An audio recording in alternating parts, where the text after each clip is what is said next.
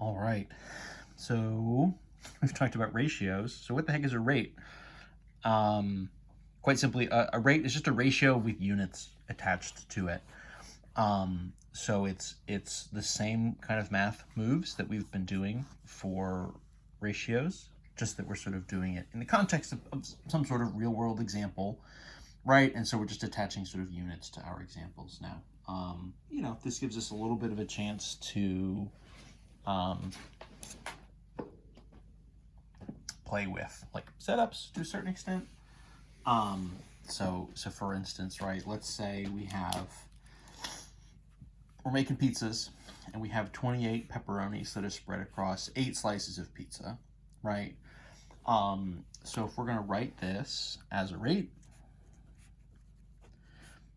what it would look like probably is 28. I'll sort of just do PEP for pepperonis over 8 slices in some sense. Typically what we would say is sort of 8 pepperonis,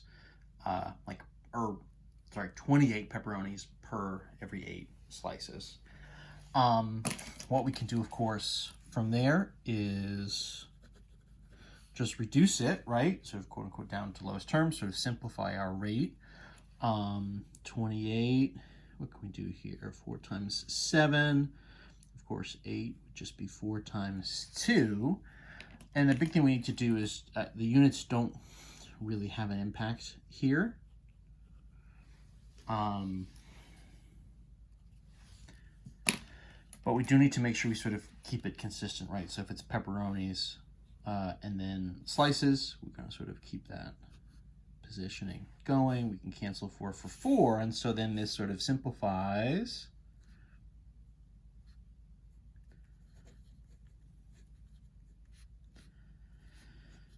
to, oh my gosh, sorry, my handwriting with these pens gets away from me a little bit. So that smudging is supposed to say simplifies to, right, 7 pepperonis per every 2 slices. That's, essentially as simplified as that's going to get. 7 per 2 is not really going to reduce any further. We could, of course, do the same kind of extension we did for ratios, going from a ratio to a unit ratio. So we can also do, of course, a unit rate. So that's just going to be kind of, as you would expect, a rate where your second value is 1. And so then if we take our sort of reduced rate, right? So for instance here, 7 pepperonis for every 2 slices, our unit rate would essentially give us pepperoni per slice, right? You sort of get a unit rate, which would be however much of your sort of first thing for every one of your second, right? So in this case, pepperonis per slice. The way to get it, of course, it's the same kind of thing. You're using long division, just like with our ratios. So for us, this would be 2 dividing into 7. Of course, we'll go 7.0 because that's not going to quite go in evenly. I'm sure you're yelling at your screen saying, we don't need to go through this. We know it's just going to be 3.5. You're just, dividing it in half. Why you even bother to write all this stuff out? I would say we're trying to be thorough here. We're trying to show all our steps. So the unit rate for us here, 3.5 pepperonis for every 1 slice. Or you could even write it as 3.5 pep, right, per slice. You can kind of write it as a unit, essentially, right? Pepperonis per slice. Let's do, maybe one more. We'll kind of run through both of these. What could we do? Sure. How about, let's take 8 inches of rain over what, 30 days? Whoops, sorry, we're out of frame. 8 inches of rain over 30 days. So let's simplify the rate.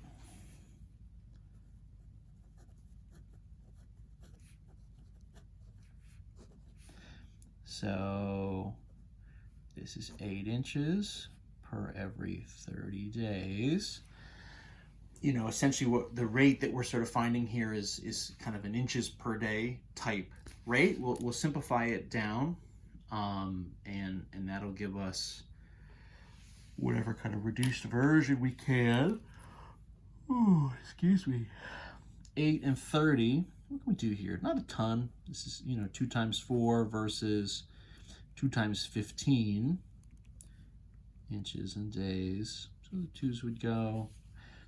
So this one becomes 2 inches every 15 days. So that's kind of a simplified and reduced rate. You know, a little bit of a smaller window to work with, which, you know, in theory is helpful.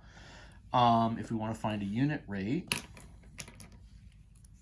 go one step further.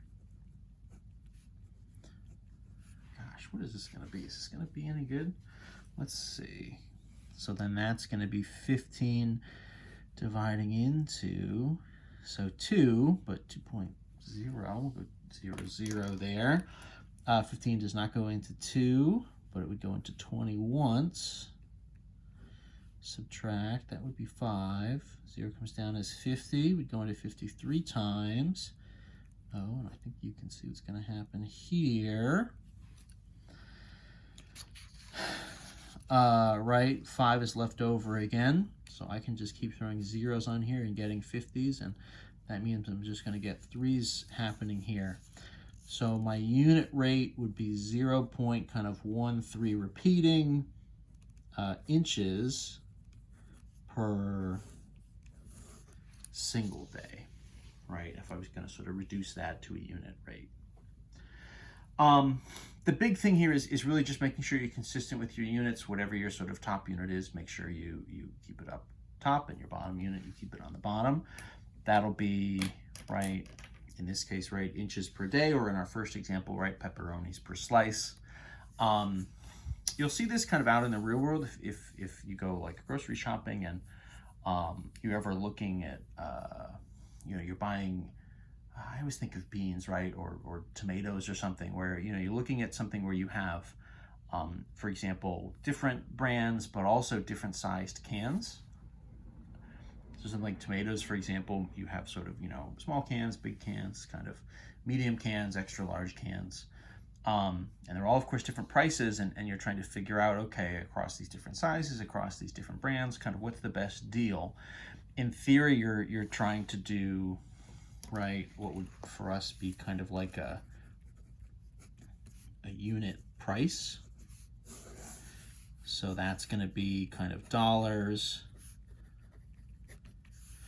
per unit, right? So for food stuff, it could be, you know, dollars per ounce, or you know, dollars per liter or something, depending on sort of how you're measuring it.